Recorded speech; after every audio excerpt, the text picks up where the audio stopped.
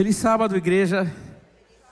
Sejam muito bem-vindos à Igreja Adventista Central de São Paulo. Eu gostaria de ler um texto que fica em João 15, no verso 15. Já não os chamo servos, porque o servo não sabe o que faz o Senhor. Em vez disso, eu os tenho chamado amigos, porque tudo o que ouvi do meu Pai tornei conhecido a vocês. Vocês não me escolheram, mas eu os escolhi e designei para que vão e deem fruto, um fruto que permaneça, a fim de que o Pai dê a vocês o que pedirem em meu nome. Olha para a pessoa que está do seu lado e diz assim para ela: Jesus é o teu amigo. Jesus escolheu você.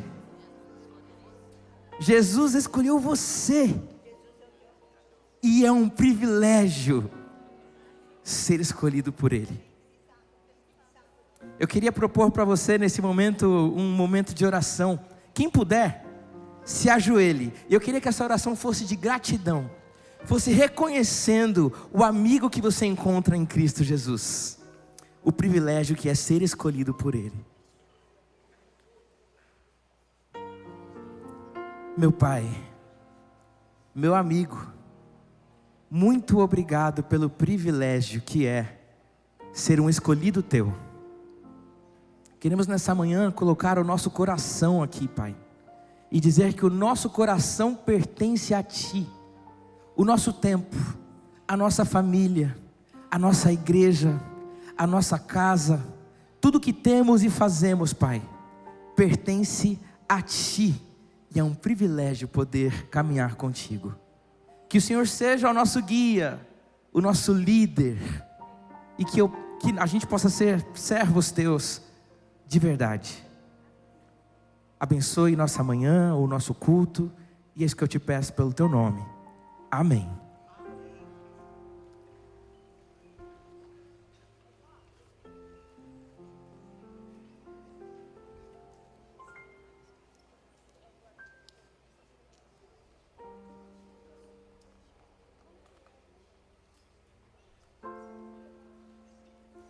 Nesse momento vamos cantar um hino chamado Jesus é Melhor, o hino 321 do nosso hinário adventista. Você pode ficar em pé para juntos louvarmos e engrandecermos o nome de Jesus.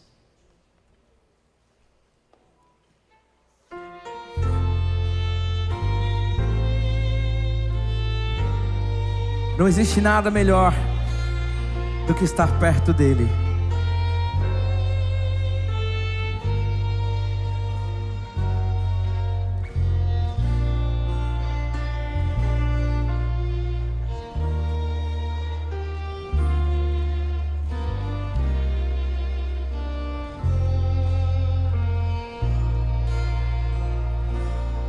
Jesus é melhor sim que ouro e bens.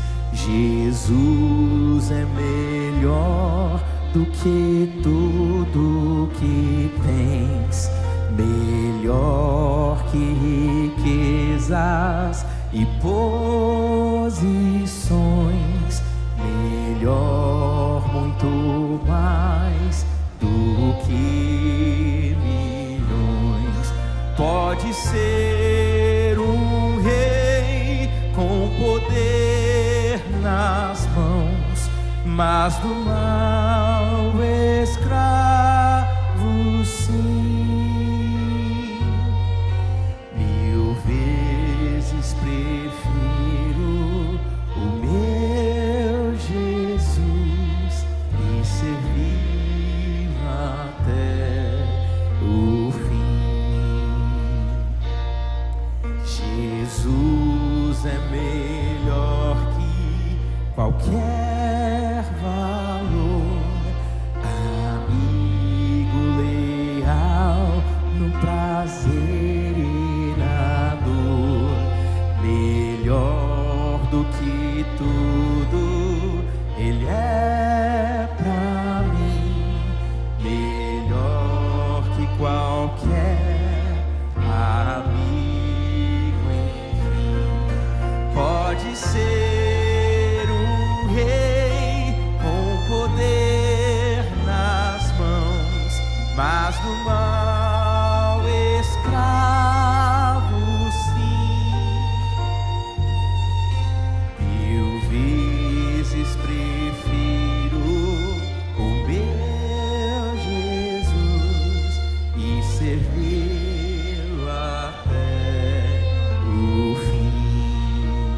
quero ouvir mais a igreja.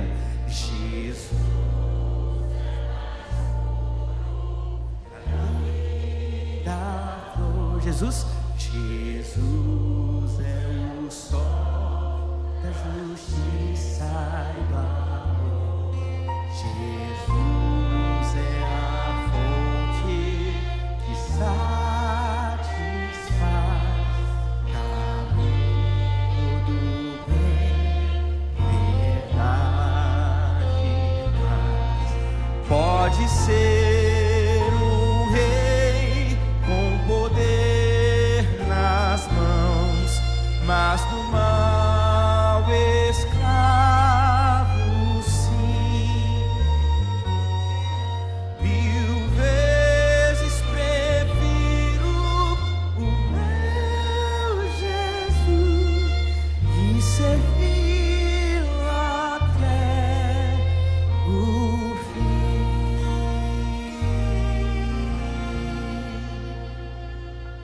Amém.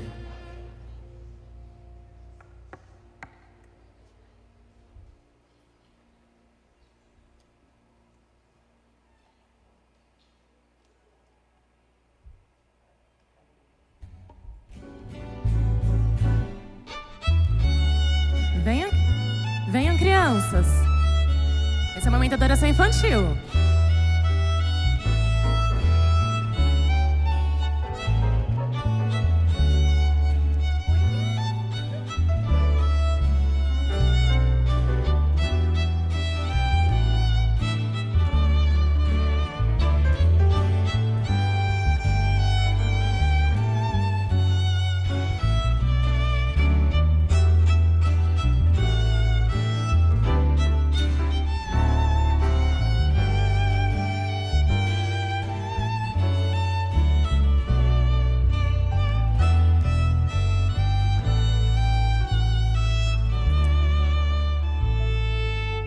Feliz sábado, crianças! Que bom ver vocês aqui. Hoje, a nossa história, a nossa palavra-chave é sobre isso daqui. Quem sabe o que é isso? Um perfume, muito bem. E a história de hoje está lá em Lucas, capítulo 7. Eu vou ler um pouquinho para vocês, tá bom? Lá em Lucas 7, diz assim: convidado por um dos fariseus para jantar, Jesus foi à casa dele e reclinou-se à mesa. Ao saber que Jesus estava comendo na casa do fariseu, certa mulher daquela cidade, uma pecadora, trouxe um frasco de alabastro com perfume e se colocou atrás de Jesus aos seus pés. Chorando, começou a molhar-lhe os pés com suas lágrimas. Depois os enxugou com seus cabelos, beijou-os e os ungiu com seu perfume. Ao ver isso, o fariseu que o havia convidado disse a si mesmo: se este homem fosse profeta, saberia quem nele está tocando e que tipo de mulher ela é, uma pecadora. Portanto, Jesus lhe disse: os muitos pecados dela lhe foram perdoados, pois ela amou muito, mas aquele a quem pouco foi perdoado, pouco ama. Então Jesus disse a ela: seus pecados estão perdoados. Os outros convidados começaram a perguntar: quem é este homem que até perdoa pecados? Jesus disse à mulher: sua fé a salvou, vá em paz. Essa história conta de uma mulher que tinha muitos pecados, mas um dia ela ouviu falar que Jesus estava na casa de um fariseu. O fariseu era um homem muito importante naquela época, mas que era de um grupo não muito confiável.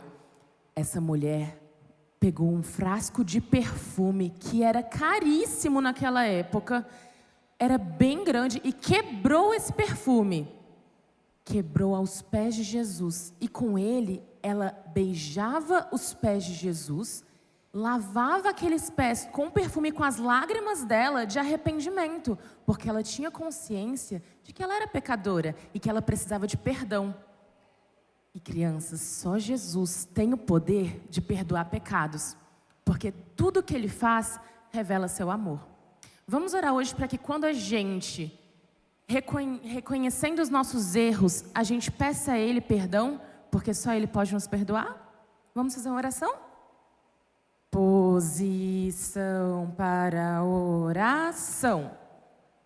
Papai do céu, muito obrigada por esse dia. Obrigada por cada criança aqui, cada família representada.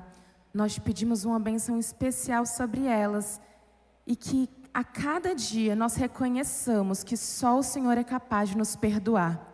Que a gente perceba os nossos erros, que a gente se arrependa profundamente e verdadeiramente. E que a gente entregue a nossa vida a Ti a cada dia, em nome de Jesus. Amém. Feliz sábado, crianças. Tem desenho bem ali, tá bom?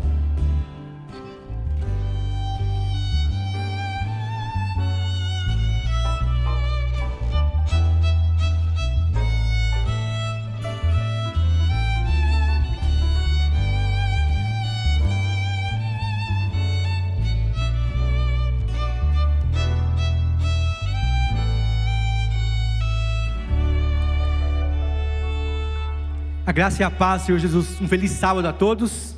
Que bom que você está na casa de Deus para, em comunhão uns com os outros, nós adorarmos ao único que é digno de receber toda a honra e toda a glória.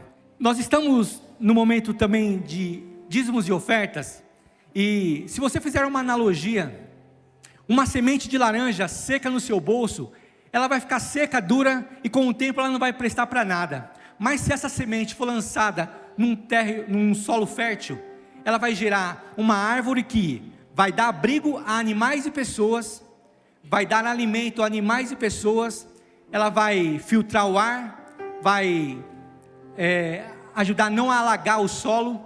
O tamanho dos benefícios de quando uma semente é lançada em solo fértil.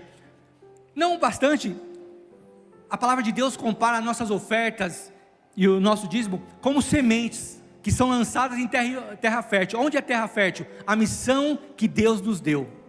Você pode deixar simplesmente os recursos que o Senhor dá para você no seu bolso, na sua conta, em diversos lugares, e pode até fazer algum bem para você e para o próximo. Mas quando você lança na missão, nessa terra fértil, muitas pessoas são agraciadas, porque a palavra de Deus é pregada, essa igreja é mantida. Olha que ar gostosinho. Se você tem frio, tem uma cobertinha gostosa. Se você tem criança, adolescente, tem o clube de desbravadores, aventureiros, tem várias ações. Você chegou na igreja, você recebeu um livro para você evangelizar também, que é o livro do ano. Tudo isso é feito por quê? Porque pessoas lançaram sementes numa terra que vai dar frutos da eternidade, frutos de salvação. Nós somos convidados nessa manhã a lançarmos a nossa semente nessa terra, para que ela dê frutos, gere árvores frondosas, que vão alimentar vidas, que vão salvar vidas, e vão abrigar pessoas que precisam tanto da mão e do carinho de Jesus. Você é participante. Se você quer ofertar, dizimar, você tem algumas maneiras de fazer isso. Você pode utilizar o aplicativo 7Me, abre então o aplicativo, vai gerar o QR Code, você pode pagar pelo sua conta bancária. Você pode fazer, não está mostrando aqui, mas na cadeira tem o QR Code. Antes de você tirar a foto do QR Code, abra o seu aplicativo bancário, e aí você pode fazer pelo QR Code. Você pode fazer também pela chave Pix da igreja, e aí quando você fizer pela chave Pix, ao final, por exemplo, você doou R$100, você coloca 100,07, para que a gente saiba que é para ficar esse dinheiro, essa oferta aqui nesta igreja. E você também pode lançar a sua semente através do modo tradicional, no envelope, ou depositando diretamente no gasofilácio que aqui está. Lembre que a semente parada, ela não vai gerar frutos, mas quando você lança em terreno fértil, que é a missão de Deus na terra, ela é usada para salvar, acolher milhares de pessoas no mundo inteiro. Amém? Você fique à vontade, então, para que você possa fazer entregar o seu dízimo, fazer a sua oferta, tanto no gasofilácio aqui no meio, quanto através do QR Code ou da chave Pix da igreja.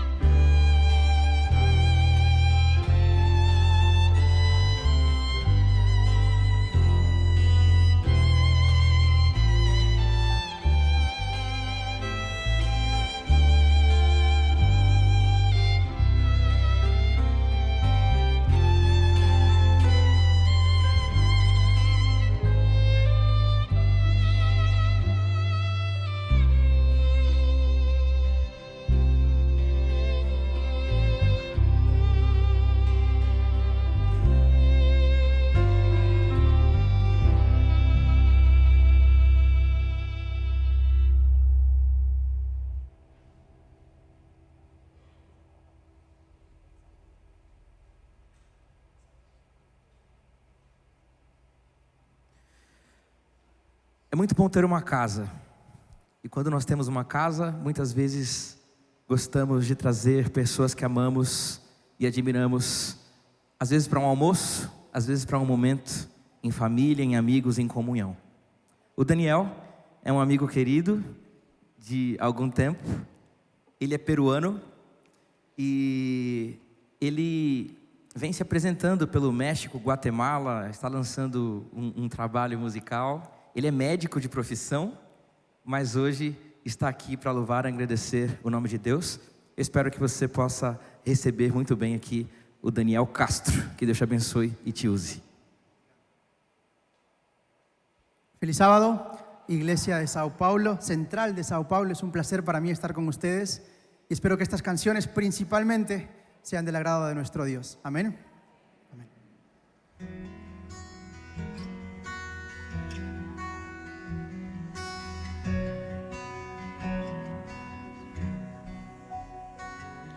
Santo, Padre glorioso, venga tu reino a mí,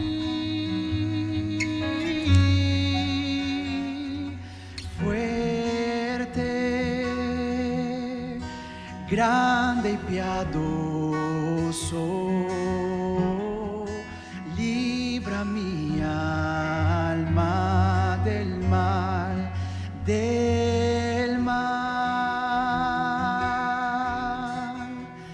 porque tuyo es el reino y todo el poder y tu gloria por los siglos será.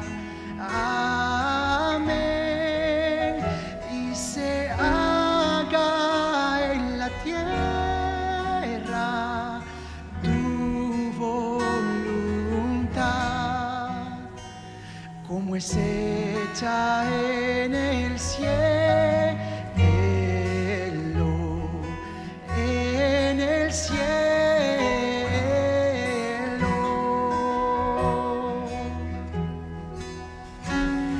Santo es tu gran nombre,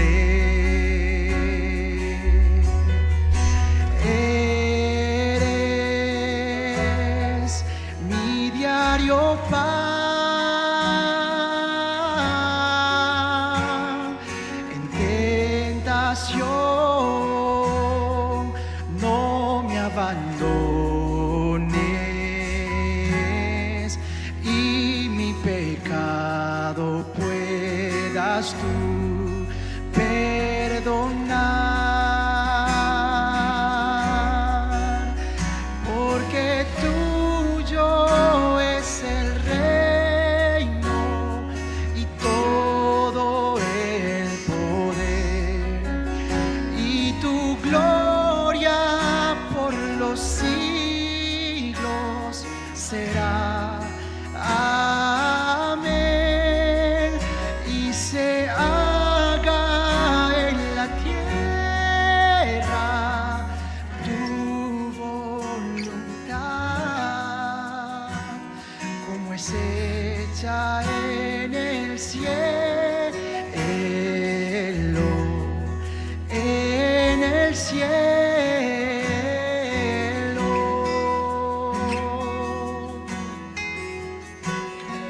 Santo, Santo,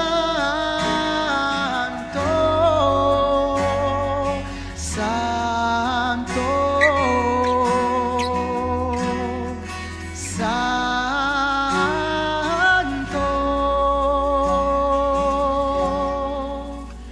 porque tuyo es el reino y todo el poder y tu gloria por los siglos será.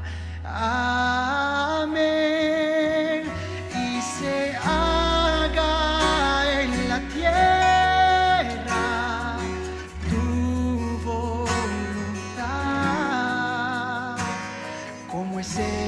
hecha en el cielo,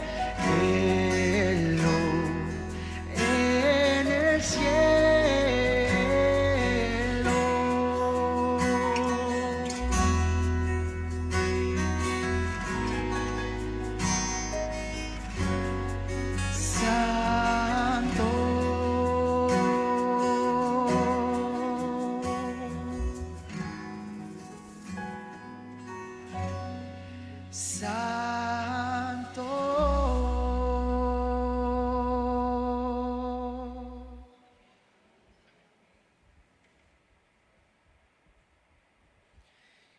A Bíblia diz que o Senhor tem sonhos e promessas para cada um. E Ele quer cumprir esses sonhos e promessas na vida de cada um de vocês. Só que a gente tem que permitir que isso aconteça. Então, o meu desejo hoje é que todos os que estamos aqui possamos permitir que Ele cumpra esses sonhos e promessas na nossa vida.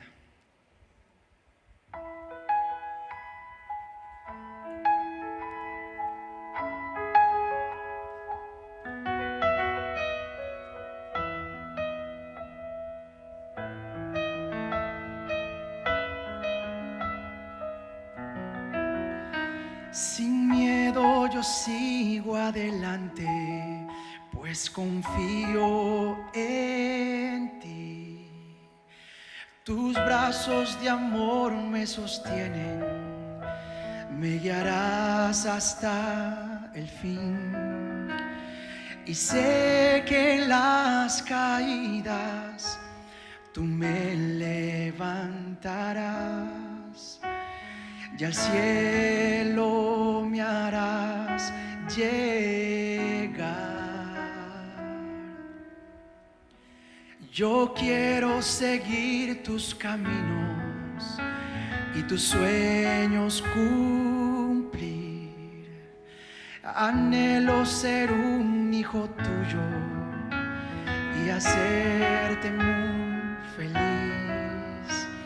Te entrego mis fuerzas, mi tiempo y corazón.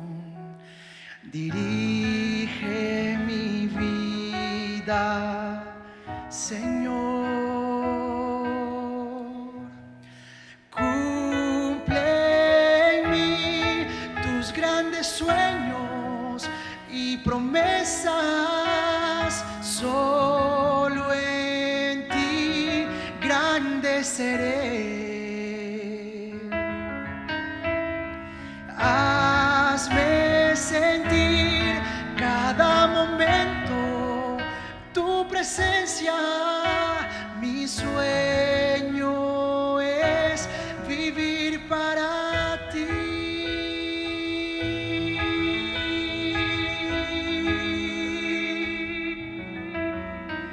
Enséñame, oh Dios, a quererte, a olvidarme de mí. No quiero el aplauso del mundo, te prefiero a ti.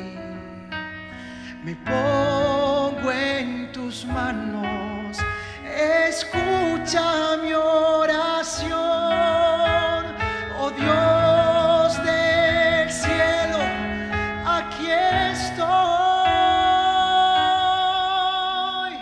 Cumple en mí tus grandes sueños y promesas. Solo en ti grande seré. Hazme sentir cada momento tu presencia. Mi sueño es vivir para ti. Cumple en mí tus grandes sueños y promesas.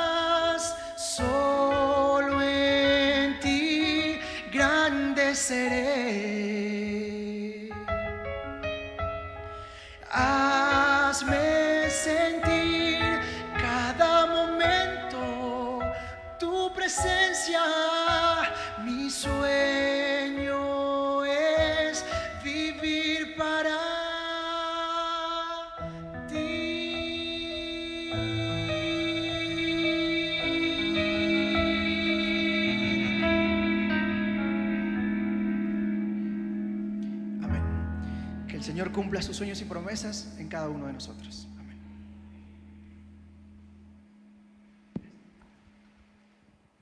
Muito obrigado, Daniel. Que Deus continue abençoando o seu ministério e esses dias que você passará aqui no Brasil. Feliz sábado. Que bom que você está aqui com a gente. Mais um sábado. A gente vai retomar o nosso terceiro episódio da série Nossa Velha Casa. E eu quero ler com você o capítulo 9, que só tem 13 versos. A gente vai ler junto, capítulo 9 de 2 Samuel. E a gente vai, através dessa história, refletir sobre a igreja como um lugar de segurança. Primeiro episódio dessa série, uma igreja possível. Segundo episódio dessa série, uma igreja missional. Hoje, a igreja como um lugar de segurança. Um lugar de segurança. E olha que história linda essa aqui. Antes de nós lermos, vamos orar. Feche seus olhos. Senhor Deus, nesse momento nós vamos nos desconectar de tudo aquilo que não é espiritual. Nós queremos tirar desse momento da nossa mente e do nosso coração tudo aquilo que está nos angustiando e nos afligindo. A gente quer deixar lá fora tudo aquilo que a gente não resolveu até agora da semana passada. E a gente quer deixar para amanhã aquilo que a gente tem pendente para resolver na semana que vem. A gente quer que esse ambiente seja reverente. A gente não quer ficar olhando para os movimentos dos corredores da igreja. A gente quer abrir tua palavra agora e quer se conectar com o teu espírito. Que a nossa atitude revele se nós cremos mesmo que o Senhor está aqui ou não. É o que eu te peço por Jesus, amém. 2 Samuel capítulo 9, verso 1 em diante diz assim: Disse Davi: resta ainda porventura alguém da casa de Saul, para que eu, olha que coisa linda, para que eu use de bondade para com ele, por amor de Jonatas. Havia um servo na casa de Saul, cujo nome era Ziba. Chamaram-no que viesse a Davi. Perguntou-lhe o rei: és tu Ziba? Respondeu ele: eu mesmo, teu servo. Disse-lhe o rei: não há ainda alguém da casa de Saul para que eu use de bondade, da bondade de Deus para com ele? Então Ziba respondeu ao rei: ainda há um filho de Jonatas, aleijado de ambos os pés. Verso 4: e onde está? Perguntou o rei. Ziba respondeu: está na casa de Maquir, filho de Amiel, em Lodebar. Então mandou o rei Davi trazê-lo de Lodebar, da casa de Maquir, filho de Amiel. Vindo Mefibosete, era o nome dele, vindo Mefibosete, filho de Jonatas, filho de Saul, a Davi, inclinou-se, prostrando-se com o rosto em terra, e disse-lhe Davi: Mefibosete. Ele disse: eis aqui teu servo. Então lhe disse Davi: não temas, porque eu usarei de bondade para contigo por amor de Jonatas teu pai, e te restituirei todas as terras de Saul teu pai, e tu comerás pão sempre à minha mesa. Então se inclinou e disse: quem é teu servo para teres olhado para um cão morto, tal como eu?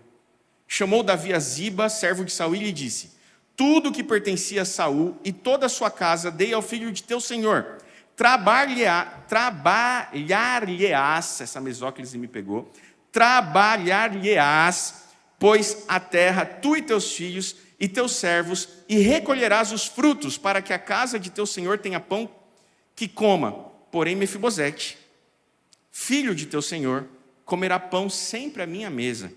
Tinha Ziba 15 filhos e 20 servos. Disse Ziba ao rei: segundo tudo quanto meu senhor, o rei, manda a seu servo, assim o fará. Comeu, pois, Mefibosete à mesa de Davi, como um dos filhos do rei. Tinha Mefibosete um filho pequeno, cujo nome era Mica. Todos quantos moravam em casa de Ziba eram servos de Mefibosete. Morava Mefibosete em Jerusalém, porquanto comia sempre à mesa do rei, e ele era coxo de ambos os pés. Que história! Essa, para mim, no Antigo Testamento, talvez seja uma das mais belas histórias sobre a graça de Deus. E não apenas sobre a graça de Deus, mas talvez seja uma das melhores metáforas sobre ou para o que é ou o que devia ser a igreja. Essa história é uma das melhores metáforas sobre o que devia ser a igreja. Eu acho que a mesa, que aparece 4 vezes nessa história, é para mim a melhor metáfora do que é uma igreja.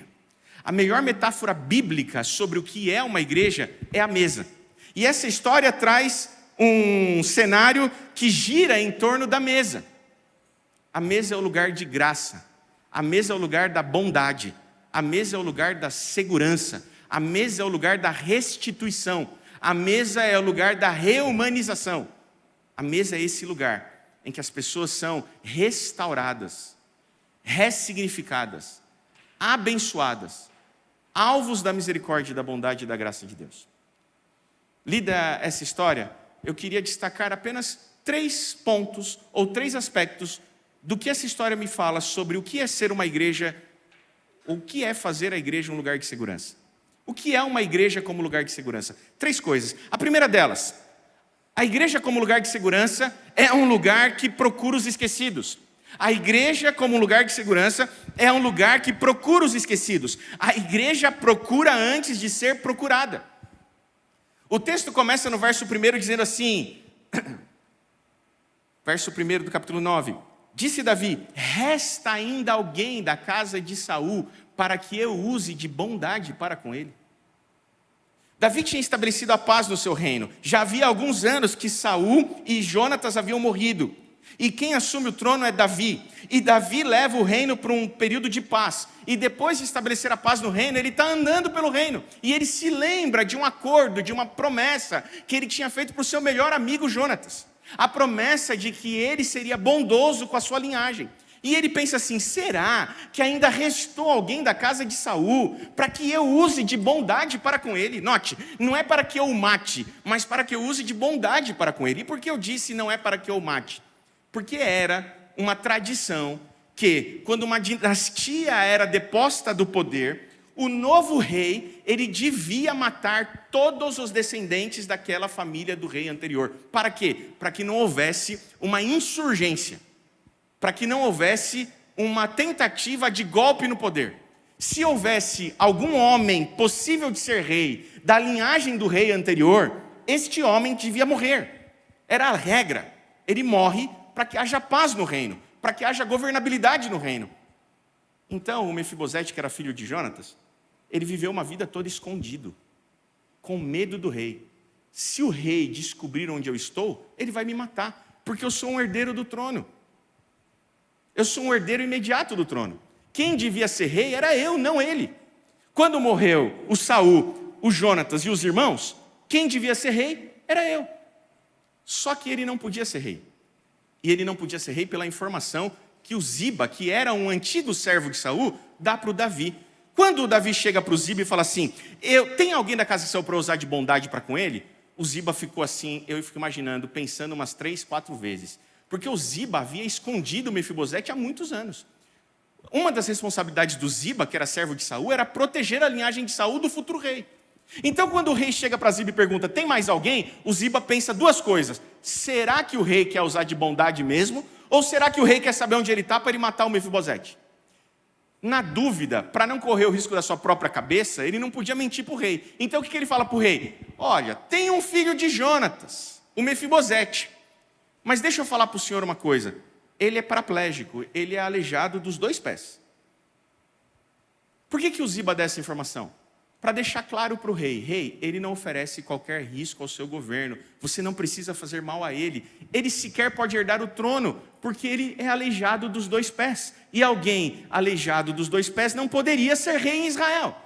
Então ele não é uma ameaça para você, o que você quer com ele? Você tem certeza que você quer que eu vá procurá-lo? Porque ele não te fez mal. Mas Davi havia dito, eu quero encontrar alguém da casa de Saul, porque eu quero usar de bondade para com ele. Aqui a palavra no hebraico é Hazed. Hazed é a palavra que a gente traduz para graça. Hesed. Graça.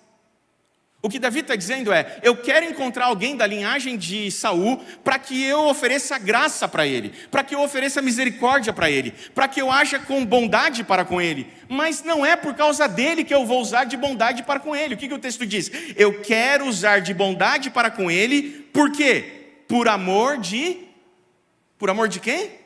De Jonatas. Eu quero ser bom com o Mefibosete, não porque o Mefibosete merece que eu seja bom com ele. Não é sobre o mérito do Mefibosete. Não é porque o Mefibosete é bonzinho, porque ele é bonito, porque ele é especial, ou porque ele é carente, ou porque ele é necessitado. Não é porque o Mefibosete é obediente. Não é porque o Mefibosete cumpre a lei de Deus que eu quero agir de bondade com ele. Eu quero agir de graça com o Mefibosete, não é porque ele merece, mas porque eu amo o Jonatas e eu fiz uma aliança com o Jonatas. Vem para o 1 Samuel capítulo 20. 1 Samuel capítulo 20. Volta um pouquinho. 1 Samuel capítulo 20. No capítulo 20 de 1 Samuel, Davi está fugindo de Saul. Saul quer matar o Davi. E nessa fuga de Saul, o Davi encontra o Jonatas, que era filho do Saul e seu melhor amigo. E ele faz um acordo com o Jonatas, ele faz uma aliança com o Jonatas. Olha o capítulo 20, o verso 12 em diante. Diz assim, capítulo 20 de 1 Samuel, verso 12 em diante. E disse Jonatas a Davi: o Senhor Deus de Israel seja testemunha.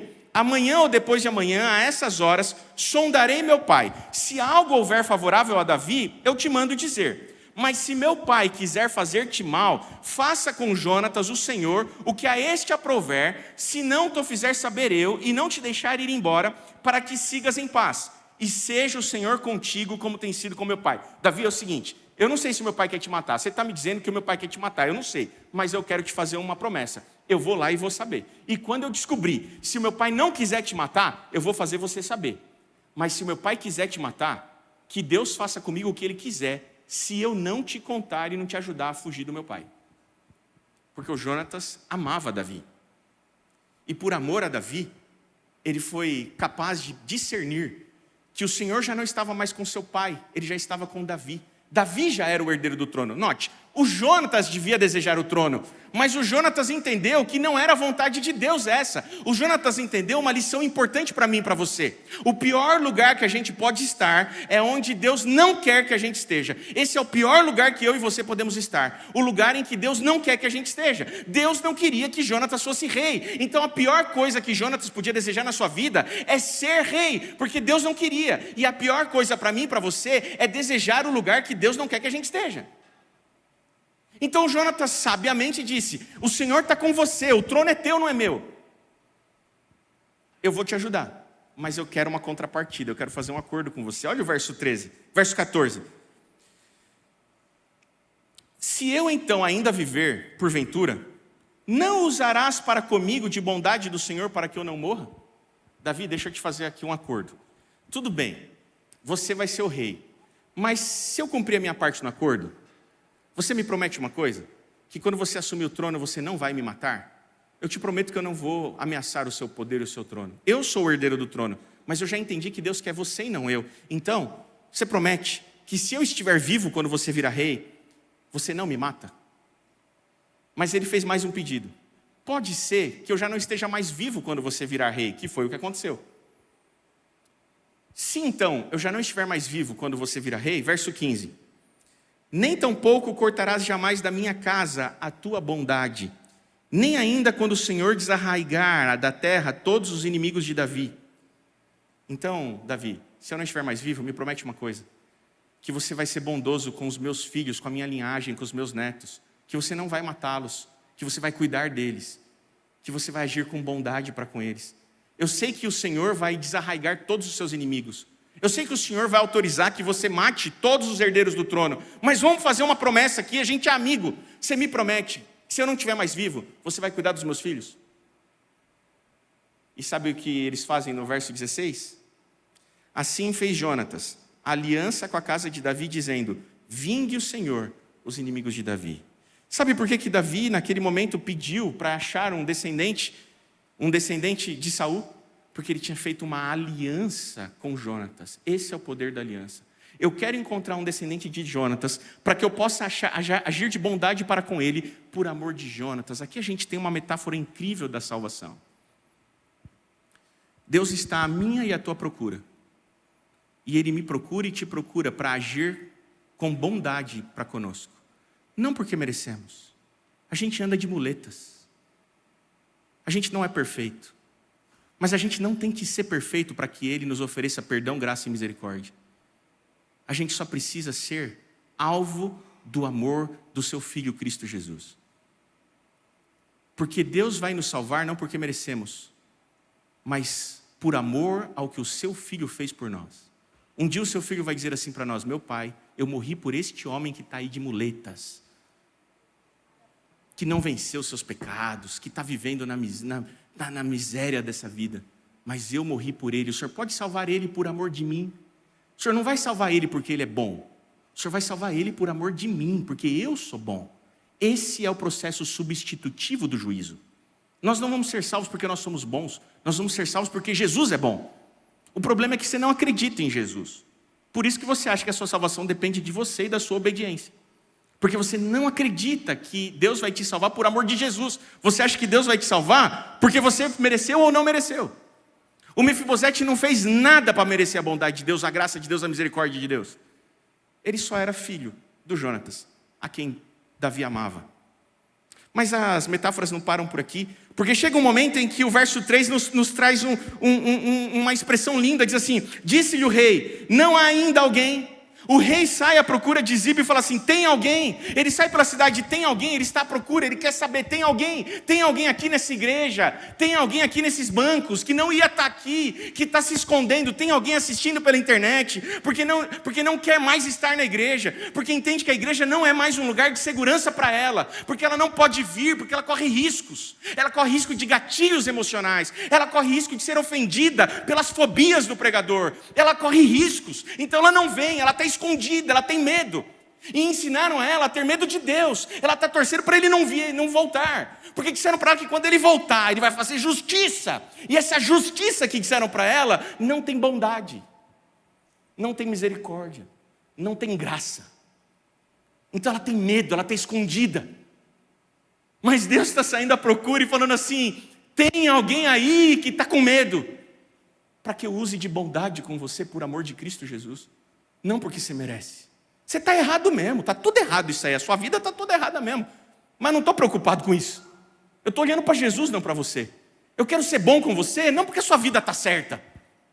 Eu quero ser bom com você a despeito dela estar errada. Porque não é por você, é pelo amor do meu filho. Tem alguém aí? O rei está à procura de alguém com quem ele possa agir com bondade. O ex-servo de Saul deve ter ficado assustado, como eu disse. Será que ele vai querer matar? Então ele fala: tem um filho de Davi, tem um filho de Jonatas, mas ele não serve para herdeiro do trono. E curiosamente o Ziba não fala uma coisa. O Ziba não fala que o Mefibosete tinha um filho, o Mica. E o Mica podia ser herdeiro do trono. Porque o Mica não tinha limitações físicas. Então, ao ser bondoso com o Mefibosete, o Davi coloca em risco o seu próprio trono. A graça de Deus, ela é arriscada. Quando a gente prega sobre a graça de Deus, como ela tem que ser pregada, a gente corre o risco. A gente corre o risco e assume esse risco. Paulo assumiu esse risco inúmeras vezes em Romanos e nas suas cartas. Ele falava sobre a graça 30 capítulos, aí ele fazia uma advertência: olha, mas eu não estou dizendo que então você pode pecar. É óbvio, né? Com 2 neurônios você já entende que ele não está dizendo que não é para pecar. Não precisa ficar reforçando toda hora. Você tem que falar 30 capítulos sobre a graça para um verso sobre não é para pecar. Porque o que as pessoas não entendem é a graça. É isso que elas não entendem. É isso que elas não gostam. A pregação da graça é arriscada.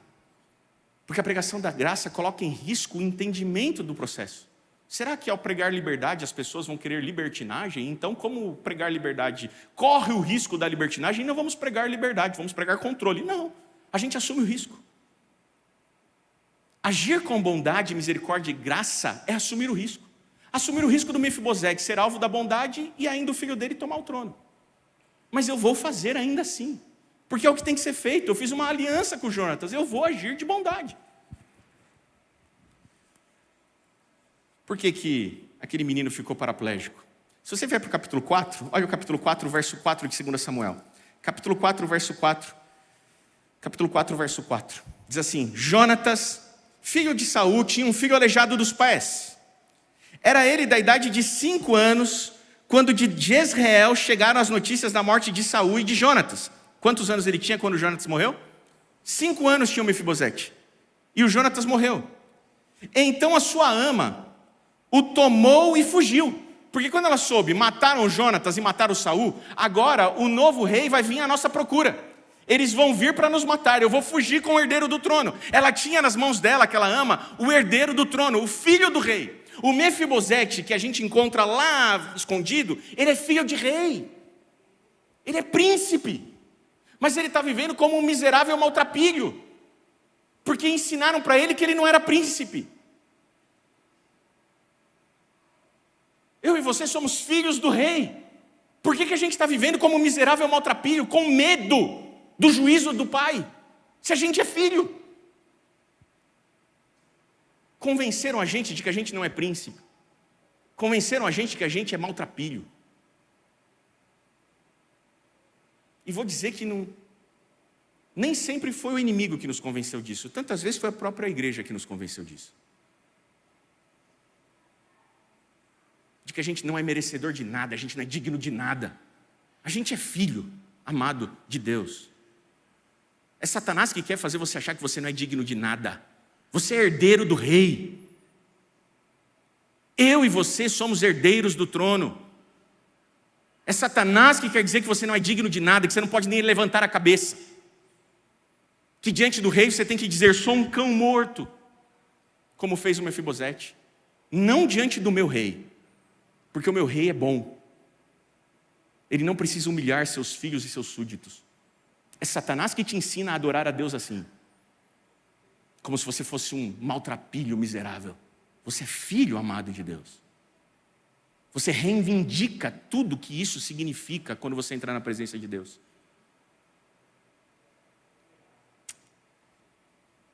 Mas quando ela pega o filho do rei, o príncipe, para fugir com ele, sabe o que acontece? Olha só o verso 4 do capítulo 4. Então sua ama o tomou e fugiu. Sucedeu que, apressando-se ela a fugir, ele caiu e ficou manco. Seu nome era Mefibosete. Quando ela pegou o menino para fugir, ela derrubou o menino. Ele teve alguma lesão cervical que deixou ele paraplégico. Ele ficou aleijado dos 2 pés. Ele precisava de muletas. Então, o verso 4 do capítulo 9 diz assim, essa também é uma das lindas perguntas de Davi. Olha o verso 4. Depois que o Ziba fala, tem o Mefibosete, a pergunta de Davi é, e onde ele está? Essa é a pergunta de quem age com graça e bondade. A pergunta de quem age com graça e bondade não é o que ele fez. O que ele fez para ficar precisando de muleta? Não, é onde ele está. Lembra de Deus no Éden? O homem peca e o que Deus faz? Quando o Adão peca, Deus sai à procura dele e diz assim, Adão, o que você fez? É isso que ele pergunta? O que ele pergunta? Onde estás? Essa é a pergunta da graça. A graça não quer saber o que você fez. Porque o que você fez não importa, meu irmão. Não é sobre o que você fez ou deixou de fazer. É sobre onde você está, que era para você estar aqui como filho, e você está vivendo como um miserável maltrapilho lá. Onde ele está? A pergunta de Davi a pergunta de quem quer agir de bondade é, eu não quero saber o que ele fez para ficar tetraplégico ou paraplégico, eu quero saber onde ele está. E então, o Ziba responde, ele está em Lodebar. Sabe o que é curioso? A expressão Lodebar em hebraico significa infértil, não fértil, não produtivo. Ele vive numa cidade que tem por nome improdutiva. Ele vive na improdutividade. Ele é improdutivo. Deixa eu te falar quem é o Mefibosete nessa história. Ele é um miserável, aleijado, improdutivo, que vive escondido com medo de morrer. Esse é o Mefibosete. Só que ele era filho do rei príncipe. Alguém convenceu ele de que ele devia viver na improdutividade. Onde é que você está? Escondendo-se do Pai, que é bom e quer agir de bondade para com você. Ele morava numa cidade que chamava Improdutivo. Assim a narrativa define Mefibosete, um herdeiro do trono que vivia escondido, com medo de ser encontrado e morto, limitado pelo seu aleijamento e vivendo em uma cidade improdutiva. Então o verso 5 diz que o rei mandou trazê-lo. Ele estava esquecido, ninguém lembrava dele até que o rei se lembrou. Ninguém lembra de nós, ninguém nos liga, ninguém sabe da gente, mas o rei sabe. O rei está à nossa procura, o rei nos quer.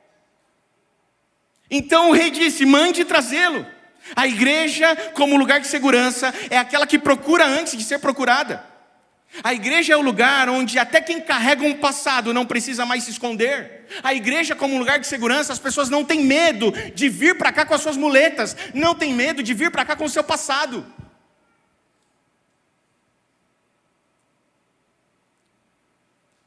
A igreja, como lugar de segurança, ela procura os esquecidos, mas segundo, a igreja, como lugar de segurança, ela também desfaz o medo. Ela desfaz o medo. Esse lugar é um lugar para desfazer o medo. O verso 6 nos diz que o Mefibosete vivia escondido e com medo. Quantas histórias o Mefibosete deve ter ouvido? O dia que o rei te encontrar, você está perdido. Ele vai te matar. Eu conheço inúmeras pessoas que são alimentadas com esse discurso. Jesus está voltando. Cuidado. Meu Deus. Meu Deus. Jesus está voltando. Celebramos. Regozijemo-nos. É diferente. Mas alguns dizem, Jesus está voltando. Cuidado. Como se fosse o próprio Satanás que estivesse voltando. Essas pessoas seguem outro Deus, não é o Deus da Bíblia. Porque alguém que conhece o Deus de graça, bondade e misericórdia não tem medo dele. Nem medo da sua volta. E nem anuncia a sua volta em termos de medo e amedrontamento. Ele não preocupa, a volta de Jesus não nos preocupa, ela nos tranquiliza. Mas repara bem se no seu coração, seja honesto com você mesmo. A volta de Jesus te tranquiliza ou te preocupa? Repara bem. Se você não foi ensinado a seguir outro Deus, se o inimigo não conseguiu isso com a gente, nos ensinar de um outro Deus. Percebe? Ele é levado à presença do rei e diz que quando ele se prostra, ele diz assim, eu sou um miserável, eu sou um cão morto, eu não sirvo para nada, eu sou improdutivo. Até que ele ouve as palavras do rei, verso 7, essas aqui. Cada verso é uma coisa linda, já percebeu? Olha o verso 7, olha, repara na postura de Davi. O Davi perguntou onde estava, para agir de bondade, por amor de Jonatas. Ele manda buscar. Ele pergunta onde está e não o que fez. E agora no verso 7, quando aquele homem chega na presença dele, ele sabe, ele está com medo. Porque ensinaram para ele que eu era um rei mau, não que eu era um rei bom. Ensinaram para ele que porque ele era filho do Saul, eu ia matar ele. Disseram que no reino no meu reino ele não entra. Sabia que tem gente lá fora que ouve de crente que no reino de Deus, ele, porque ele é daquele jeito, ele não vai entrar lá? Você acredita nisso? Tem gente, crente, que diz isso para as pessoas. Você não entra lá, você não vai entrar. Ele tinha medo. Aí ele chega na presença do rei. E sabe o que o rei diz para ele? E é o que o rei vai dizer para essas pessoas, que às vezes a gente diz que ele não vai entrar. O rei vai olhar para eles e vai dizer assim, você está com medo, né? Porque te disseram lá embaixo que eu não gostava de quem você era, não é? Não disseram para você que eu odiava quem você era? Verso 7. Primeira frase do verso 7. Não temas. Não temas. Quando eu e você entrarmos na presença do rei, do verdadeiro rei, não aquele da caricatura que a religião te contou, do verdadeiro rei. As palavras dele para mim e para você serão, não temas. Por que você está com medo de mim? O que disseram a meu respeito para você? Que tipo de igreja você estava frequentando? Ela não era um lugar de segurança. Porque você saía com medo. E o verdadeiro amor lança fora o medo. E Deus é amor. Se você veio na igreja e foi embora com medo, você não encontrou Deus, você encontrou outra pessoa. Não tem como nenhum de nós sairmos daqui com medo se nós encontrarmos com Deus. Se o nosso encontro aqui foi com Deus, nenhum de nós terá saído daqui com medo em nenhuma vez da nossa vida.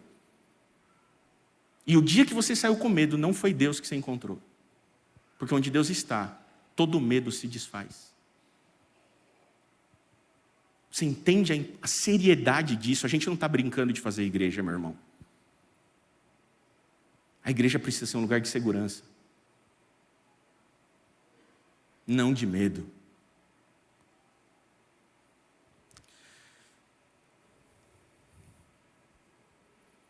Eu confesso que eu cresci numa geração que foi ensinada a ter medo da volta de Jesus e não a amar Jesus. Pela cultura religiosa, não pelos meus pais. Tinha medo da volta de Jesus, diziam para mim que ia ter um teste de resistência que nem o Boninho no BBB 20 foi capaz de inventar um teste de resistência tão difícil como aquele. E só os resistentes que interpretaram informações secretas e camufladas. Olha só, Deus, para te salvar, Ele deu informações secretas e camufladas que só uns poucos saberão interpretar. É sério? Deus fala nas linhas, meu irmão, não nas entrelinhas. Deus fala nas linhas, não nas entrelinhas. Cuidado com esses conspiracionistas das entrelinhas. Não, mas por trás tem isso aqui, que ninguém sabe. Deus é um Deus de clareza. Ele fala nas linhas, não nas entrelinhas. Não temas. Vim para oferecer graça a você por amor do meu Filho, Cristo Jesus. Tem lugar na minha mesa para você. Não precisa mais viver uma vida improdutiva em um lugar improdutivo. O seu lugar é aqui. É isso que uma igreja como lugar de segurança faz. Ao narrar no verso 8 o encontro, o autor polariza dois personagens. Um é maltrapilho, o outro é rei. Ninguém agiu com bondade com Mefibosete. A narrativa intencionalmente descreve ele vivendo em uma cidade por nome infértil. Mas justamente o rei foi quem se interessou por ele. O único que importa o enxergou. Ninguém o enxergava, mas o rei, este sim, estava à sua procura. Uma igreja como lugar de segurança, ela começa quando a pessoa percebe: aqui eu não vou ser destruído. Sabe quando esse lugar é um lugar de segurança? Quando toda a gente pode entrar aqui e pensar assim: aqui eu não vou ser destruído, aqui eu não vou ser ofendido, aqui eu não vou ser maltratado, aqui não vão me mandar para o inferno no discurso deles lá da frente. Aqui eu posso existir com as minhas muletas. Eu não preciso superar a minha invalidez, eu não preciso superar as minhas limitações para poder pertencer. Eu pertenço com as minhas muletas. Eu não preciso vencer as minhas muletas, eu tenho as minhas muletas, e com elas eu sou bem-vindo. Eu tenho lugar na mesa, porque aqui é um lugar de segurança para quem tem muletas. Sabe por quê? Porque todos nós aqui temos muletas e esqueletos no armário, meu irmão. Não tem nenhum de nós aqui que não tem esqueletos no armário. Então por que alguns podem disfarçadamente pertencer e outros não? Terceiro e por fim, uma igreja como lugar de segurança, ela reumaniza desumanizados. A história de Mefibosete é a história de uma graça que não apenas aceita, mas ela restitui. Ela devolve a dignidade perdida, ela reumaniza. O texto diz que Davi não oferece a Mefibosete apenas um gesto de misericórdia. Ele devolve terra, devolve nome, devolve mesa, devolve futuro, devolve tudo. Ele vira para o Ziba e fala assim: olha, tudo que era do Saul, agora é do Mefibosete. Tudo é dele. Não é só que eu quero ser bondoso com você, que eu te aceito aqui. Não, ele pode até entrar na minha igreja. Não, tudo aqui é teu agora. Mas pastor, ele ainda está com as muletas, ele não mudou de vida ainda. Mas já é dele porque ele é filho. Com muleta ou sem muleta, ele é filho. Então tudo isso aqui é dele. Restitui tudo. Alguém disse para ele que ele não merecia. Mas ele merece. E não é porque ele merece, é porque ele é filho. Parabéns que você já está andando sem muleta.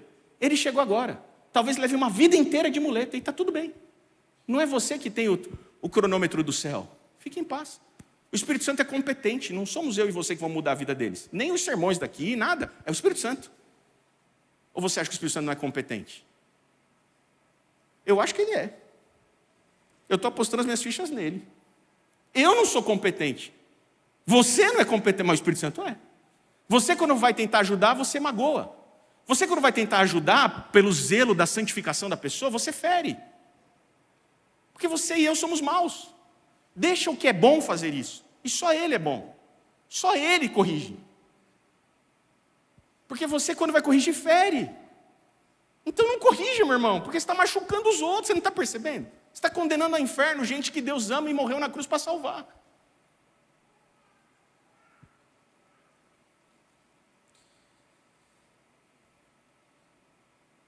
A comunidade cristã existe para fomentar essa lógica do reino, onde os feridos não são tolerados à distância. Eles são recebidos como filhos, assentados como família e lembrados, semana após semana, de que na mesa do rei, ninguém é definido pela sua queda, mas pela graça que o alcançou.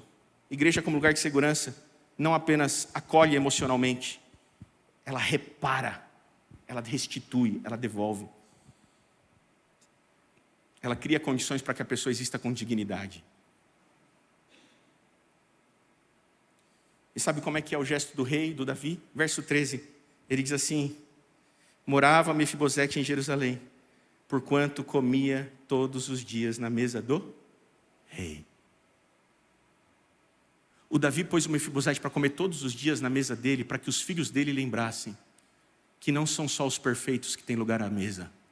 Todos os dias a gente precisa ser lembrado que quem tem muleta também tem lugar na mesa. Também é chamado de filho, também é alvo da bondade.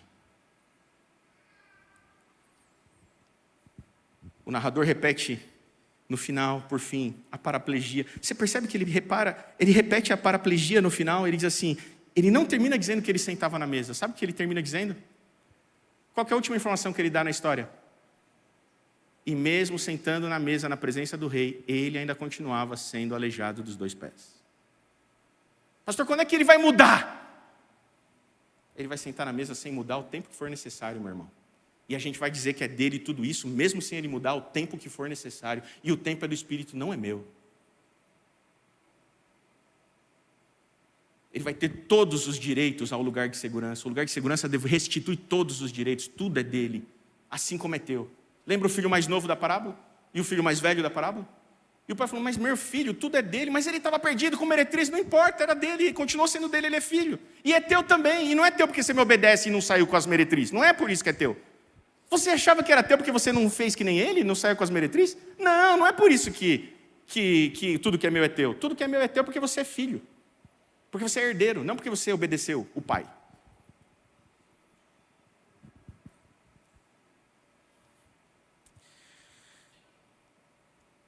Isso é uma igreja como lugar de segurança. O lugar de segurança não pretende curar todo mundo que entra aqui no primeiro sábado que entra aqui. A igreja como lugar de segurança, ela garante lugar mesmo com as limitações presentes. A mesa aparece 4 vezes na narrativa, ela é símbolo da graça. Um lugar de segurança onde somos aceitos com as nossas muletas. Eu fico imaginando o rei no dia seguinte avisando os servos, olha, está faltando uma cadeira aqui. Traz mais uma cadeira para a minha mesa, porque eu tenho mais um filho que chegou na minha casa. E eu fico imaginando, isso aqui é o Charles Swindoll que fala, né? Eu fico imaginando que, de repente, desce o Absalão, bonito, cheiroso, forte, guerreiro.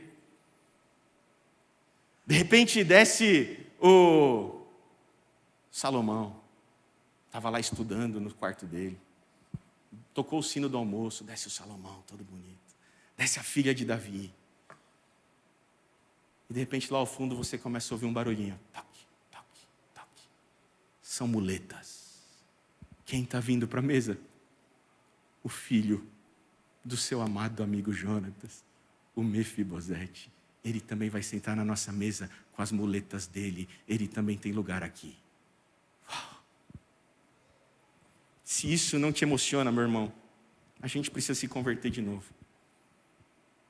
Se isso não faz você mudar de vida, de lógica religiosa, precisa de nova conversão no seu coração. Lá fora você é aleijado, aqui dentro você é filho. Lá fora você é pecadora, aqui dentro você é filha. Lá fora você é mentiroso, aqui você é meu irmão. Lá fora você é uma fracassada, aqui dentro você tem lugar na mesa. Você entende o que é a igreja como lugar de segurança? Lá fora fica quem você é lá fora, aqui dentro você é filho. Não importa quem você é lá fora, aqui dentro você é filho. Aqui dentro o seu lugar na mesa está garantido todos os dias. Sabe o que é mais lindo dessa história? Para a gente encerrar. Ele passou a viver na casa do Davi. E ele tinha todas as propriedades do Saul. E o Ziba cuidava de todas as propriedades do Saul, que eram do Mefibosete agora. E o mais, o Mica também, o filho do Mefibosete, também se tornou herdeiro de tudo. Restituiu tudo. Graça restitui tudo. Ela dá tudo, de uma vez só. É tudo teu. Você é herdeiro de tudo. Porque por amor de Cristo Jesus, eu ofereci bondade para você. E eu estava à tua procura, você não precisava ficar escondido.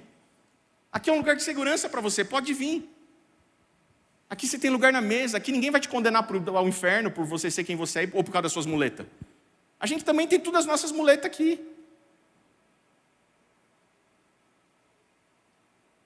O Ziba foi cuidar das coisas do Mefibosete, era muita coisa. E aí chegou um momento no reinado de Davi que o Mefibosete morava na casa do Davi. Ele já tinha sentado na mesa há muito tempo sentando na mesa do rei, muito tempo. Ele já tinha ressignificado a vida dele, já não era mais um maltrapilho amedrontado, ele era filho do rei. Ele era príncipe. E aí então, um dia o Absalão, o filho bonzinho do rei, o filho certinho do rei, sabe o que ele fez? Tentou tomar o trono do pai. Não foi o Mefibosete que tentou tomar o trono do pai, foi o Absalão que tentou tomar o trono do pai. O corretinho, que se vestia certinho, cantava os hinos certo, é o Absalão. O crente bom da casa. Que não tinha muleta. Ninguém ousava mandar ele para o inferno, porque ele não tinha nada que alguém pudesse dizer que para ele ia para o inferno. Ele era do jeito certo. Ele era tudo certinho, ele. Ele tentou tomar o trono do rei, aí entrou em guerra. O Davi teve que fugir de Jerusalém. No meio da batalha, o Davi vai procurar abrigo e ele encontra quem? O Ziba. E quando ele encontra o Ziba, sabe o que o rei pergunta para o Ziba? Como é que está o Mefibosete? Nessa história toda, porque eu estou fugindo, eu não sei como está o Mefibosete. E sabe o que o Ziba fala para ele? Você não está sabendo, rei. Você não está sabendo. O Mefibosete está armando para você. Ele está querendo, se aliou ao Absalão e ele está armando para você. O Ziba mentiu para o rei.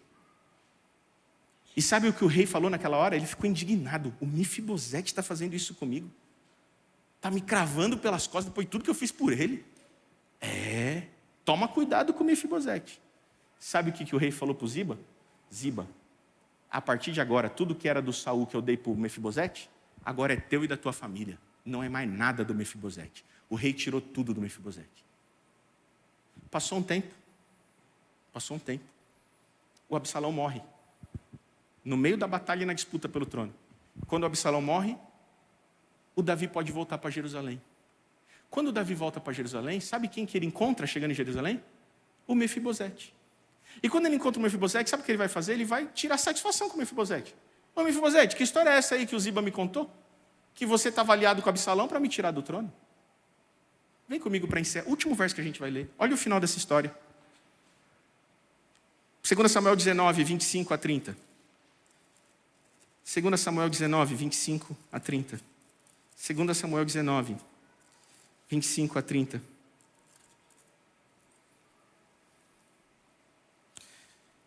Pode ser o 24 a 30. Também Mefibosete, filho de Saul, desceu a encontrar-se com o rei. Não tinha tratado dos pés, nem espontado a barba, nem lavado as vestes, desde o dia em que o rei saíra até o dia em que o rei voltou em paz. Sabe o que Mefibosete fez depois que o rei saiu da casa? Ele entrou em profundo jejum de todas as coisas. Ele não cuidou dos pés, ele não fez a barba, ele não trocou de vestes, ele repudiou o que o Absalão estava fazendo. Ele não se aliou a Absalão, ele confrontou Absalão. Verso 25. Tendo ele chegado a Jerusalém, a encontrar-se com o rei, este lhe disse: por que não foste comigo, Mefibosete? Ele respondeu: ó rei, meu senhor, o meu servo me enganou, porque eu, teu servo, dizia: albardarei um jumento e montarei para ir com o rei, pois o teu servo é coxo. Demais disto, ele falsamente me acusou a mim, teu servo, diante do rei, meu senhor. Porém o rei, meu senhor, é como um anjo de Deus. Faze, pois, o que melhor te parecer. Sabe o que o Mefibosete está dizendo? Rei, é mentira do Ziba. O Ziba armou para mim. Eu queria ir te ajudar na guerra. O Ziba falou: você não vai. E quando ele te encontrou, ele inventou uma mentira sobre mim. Mas tudo bem, o senhor tirou de mim as minhas coisas e deu para o Ziba, não tem problema. Faz o senhor o que o senhor quiser. O senhor é Deus, o senhor é rei. Verso 28. Porque toda a casa de meu pai não era senão de homens dignos de morte diante do rei, meu senhor. Contudo, puseste teu servo entre os que comem a tua mesa. Que direito, pois, tenho eu de clamar ao rei? Olha o reconhecimento do Mefibosete. Mefibosete olha para ele. Sabe por que os da muleta são melhores do que os não da muleta? Porque os da muleta reconhecem que foram alvos da graça. E os não da muleta não imaginam que foram alvos da graça. Ele falou assim: eu não merecia nada, e o senhor me deu tudo. Quem sou eu? Eu não vou pedir mais nada para o Senhor. Verso 29. Respondeu-lhe o rei: por que ainda falas dos teus negócios? Resolvo que repartas com Ziba as terras. Aí sabe o que o rei fez? O Davi falou: puxa vida, fui enganado pelo Ziba. Sabe o que ele fala? Vou fazer o seguinte, Mefibosete, para você não ficar na pior aí. Metade do que era teu, que eu dei para o Ziba tudo, Pega metade é teu, metade é dele. Pronto, resolvido. Eu vou te devolver. E já é muito, hein? E metade era muito. Eu estou te devolvendo uma parte, para que você não fique sem nada. Verso 30. Encerra aqui. Disse Mefibosete ao rei. Grava isso no seu coração. Esse é o poder da mesa, meu irmão. Esse é o poder da igreja como lugar de segurança. Esse é o poder da mesa. Verso 30. Disse Mefibosete ao rei: fique ele muito embora contudo, pois eu já tenho o que me importa. O rei, meu senhor, voltou em paz para sua casa. Eu não preciso de nada, rei. A tua presença me basta. Eu não quero nada, rei. Eu não preciso de um pedacinho de terra, rei. A tua presença me basta. Sabe onde ele aprendeu isso? Na mesa. Esse é o poder da mesa. Pastor, quando é que ele vai mudar de vida?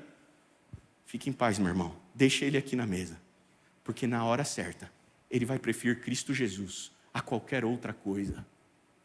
Porque a presença de Cristo Jesus era tudo para o Mefibosete. Eu não quero mais nada. Posso te dizer uma coisa?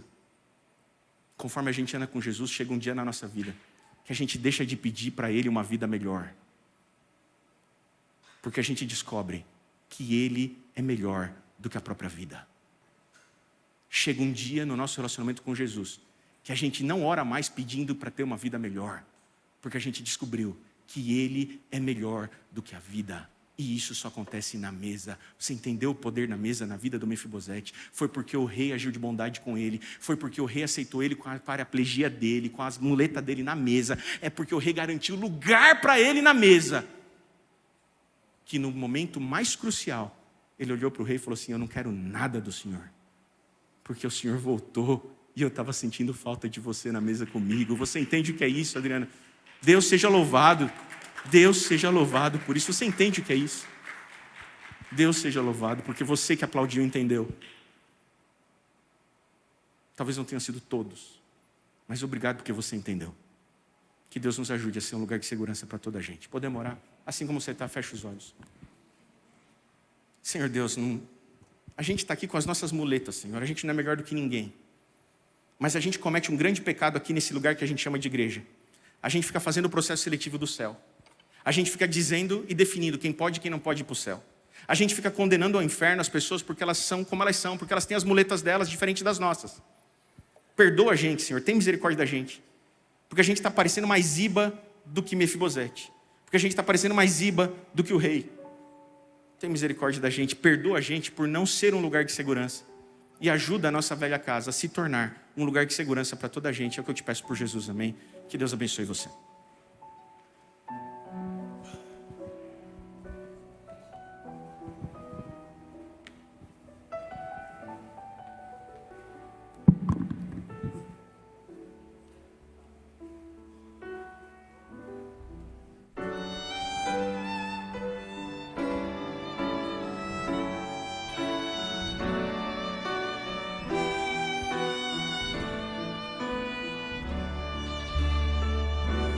Que a graça de Jesus,